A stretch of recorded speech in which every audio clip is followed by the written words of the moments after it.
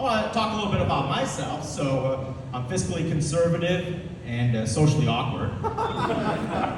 As a kid, I was diagnosed as really sensitive, probably because I wasn't circumcised. I just told you I'm socially awkward. Did you not expect me to say something like that?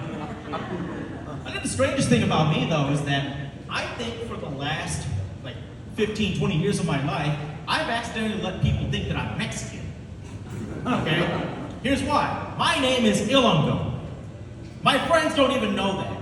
When I came over here from India, taking TWA Airlines, which was the Spirit Airlines of 1980, oh good, some of you know that, hell yeah, some of you know that. I wanted to assimilate in my own weird-ass way, so I started saying ilanGoLaugh to everyone.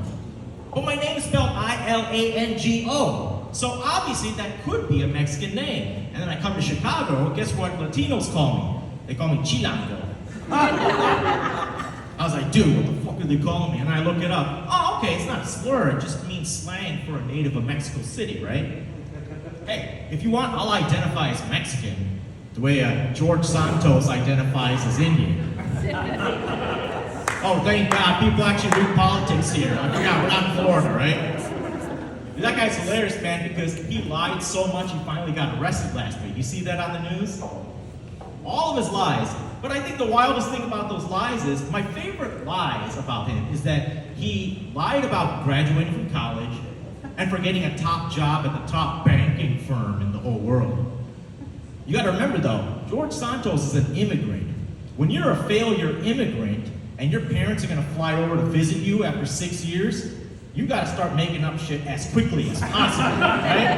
That was like me in college. Oh shit, my parents are coming to visit me. Hey, how's it going? You can imagine George Santos. Hey, I got this job at Goldman Sachs, but due to some payroll error, I'm not gonna get paid for another 5 years. Can I borrow $5,000, right? Yeah, but we are immigrants, and it's kind of sweet to perform here today because it's May, baby, and you know what May is? Asian American Pacific Islander Heritage Month. Right audience to talk about it. I've talked about this with another audience. They just sat there saying nothing, reacting, nothing. I'm like, if you're gonna sit here like a bunch of statues, I'll fucking call Antifa to pull you down. I don't care. Hey, there's a Columbus statue, take them down, right? Yeah, it's AAPI month, so I'm Indian, obviously. Sometimes people will ask me after a show, like, what kind of Indian are you? I got the stupidest question last week after a show. Hey, are you a dots or feathers? Ooh. Hey, that's rude and it's basic as fuck, okay? I'm call center, not rehab center. Yeah, you gotta fight fire with firewater, baby. You gotta double down like a casino. And for those of you groaning, remember this. You stole their land, I'm just leasing it, okay? Go after all those bitches at Coachella who wear the traditional First Nations headdress, right? They should be canceled.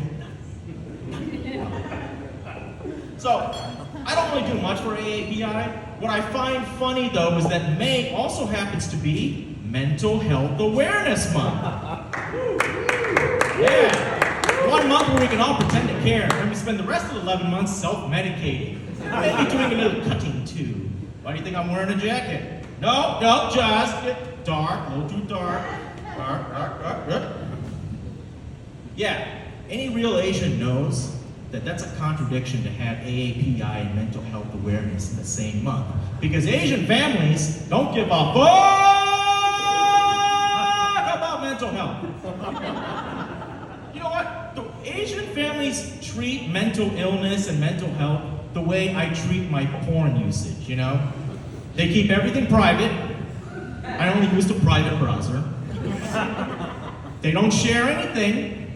I never hit that share button. Bless you, good sir. Now he knows. If you're not laughing, you're all suddenly pretending to be Mennonites here. Oh, I've never seen a laptop before. What's the share button? Dude, every porn site from RedTube to Pornhub to Xhamster to Xvideo to Splash and Cash and Dash, you know, the URL's still pending, you know, I've got to pay a little bit more money before I can get that from my own site, right? They have a share icon underneath every clip. And when you click on it, it actually pops up Twitter and Facebook.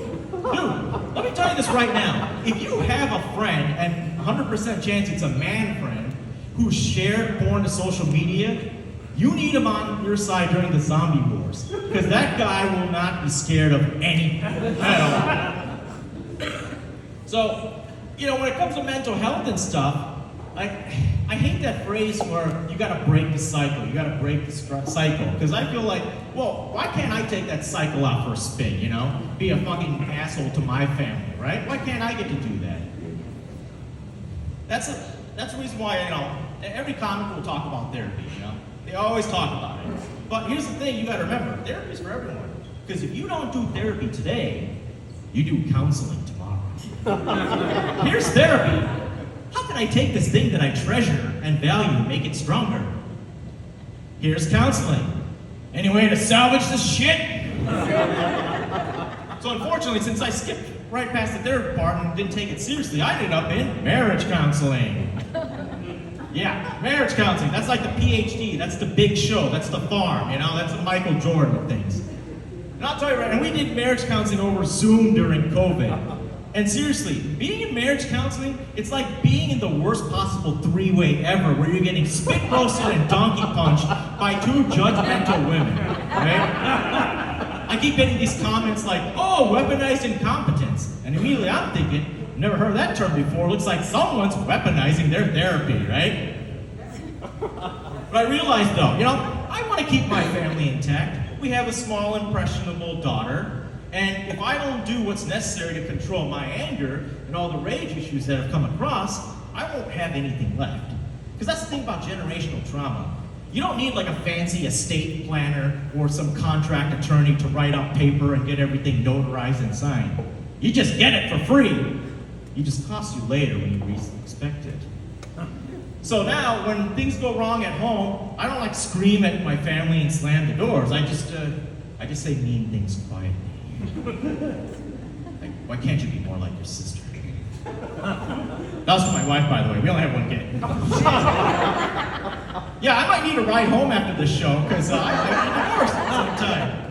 Hey, where are the parents at today? Where are the parents at? Woo! Right? Yeah, breeders.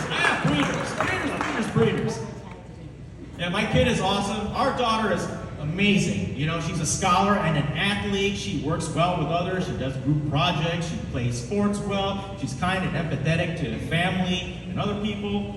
And, whenever I talk to the non-breeders about how smart my kid is, immediately it goes into this, yeah, but she's Indian. She's supposed to be smart. I'm not! Do I look smart to you? Look, between you and me, I have trouble opening up a brand new tube of aluminum foil without severing my carotid every single time, okay? I flunked out of Purdue Engineering, and my father taught Purdue Engineering. I'm a Nepo baby of Purdue Engineering. I'm glad I didn't have to explain that joke, because obviously all you people look like you read the New Yorker and the Atlantic, right? That's why it's a big deal for me that my daughter applies herself and has an advanced reading level and stuff. Because if she wanted to, she could be an engineer like her grandfather, which is great, because I'm already an alcoholic just like my grandfather. Hey, anyone pregnant in here? No? I'm sorry, I should have asked. It's not my business. It's the government's business. But, for the people who've been dating here for at least 5 years, anyone who's thinking about getting married, what you should understand is, when you get married, immediately the questions come up. When's the kid coming? Oh, you didn't drink for 5 minutes? Are you pregnant? Are you pregnant? One of the few good things I've done in my life is that I've never accidentally accused someone of being pregnant. I minded my business. Because even if the woman looks 8 months pregnant, you don't say anything, you just assume nothing. Even if the baby crawls out of her and rappels down her leg with the umbilical cord like SEAL Team 6 at Bin Laden's compound in 2011, Obama did that, yeah! You still don't assume. But then once you have kids, then you get another question. When's the next one? I've always hated this, especially with parents from other schools. When we take our kid to school, these are like, when's the kid? And they always use that J word, just. Oh, you have just that one? Just one? Only one? Jesus! Just? No, we have a kid who's awesome. Woo! Yeah!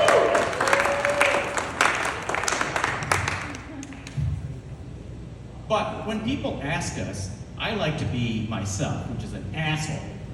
So I like to go and embarrass them, especially if they ask my wife, because she's much more temperamental than me, from all the years of therapy, not counseling. So when they ask, are you guys thinking of having more kids? I immediately go, actually, we're thinking of having fewer kids. Is there a fire station I can drop her off at, right? Now, sometimes if I want to get more mathematical, I'll say, well, marriage is a compromise. My wife wanted 2 children, and I wanted 0. So we took an average, and we got 1. It's also a mean joke, and a median, too. Whoa. Sometimes people groan at that joke, but then I say this to them. What if I told you that I wanted 2 children and my wife wanted 0, and I handmaid's tale forced her to have 1, right? Exactly, there we go. Kid's great. Hey, so I'm wearing this jacket because I feel like I want to be in an office, but I work remotely 99% of the time. Anyone else here work remotely, even hybrid? Isn't it fucking awesome that your bosses trust you? I think remote work really helped during COVID. A lot of things went remote, and I was happy for it. Like remote learning for my kid, which was doing 2nd grade, so she didn't fall behind. Remote therapy was important. I don't think every job should be remote, though. Like, you can't really be a remote fireman. What are you gonna do, watch the Inferno on your laptop, and then all of a sudden, just a menu pops up, to deploy water hose, press the W key. I don't think you should be a remote cop either, because what are you going to do when you see a bunch of teenagers running on Michigan Avenue and that menu pops up? To deploy water hose, press W key. And then a secondary menu comes up. Press Control-Alt-Delete to reset body cams. Oh, did I step over the thin blue line on that one?